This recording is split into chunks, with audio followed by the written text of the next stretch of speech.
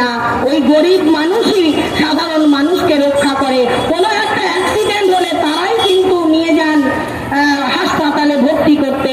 ফলে আমরা এই সরকারকে বলতে চাই যে যতদিন না সুবিচার দেবে, অবিলম্বে যে সমস্ত দোষীরা ধরা পড়েছে তাদের আমরা ফাঁসি চাই, কঠিন কঠোরতম শাস্তি চাই। আপনি তো বলেছিলেন ক্ষমতায় আসার 1 সপ্তাহের মধ্যে অভয়ার আপনারা বিচার দেবেন, ন্যায় বিচার দেবেন।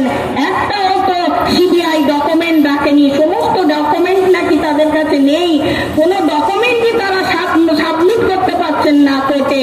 ফলে তাই অভয়ার মা বাবারাও কিন্তু বিরক্ত হয়ে যাচ্ছে, কই এখন বাধা কোথায়? তাহলে আমরা প্রশ্ন করব, সাধারণ মানুষ তাহলে কি বিচার পাবে না?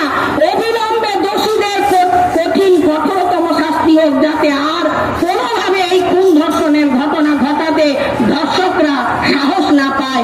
এই বক্তব্য রেখে আমি আমার বক্তব্য শেষ করছি। ইনকলাব জিন্দাবাদ, এসইউসিআই কমিউনিস্ট জিন্দাবাদ।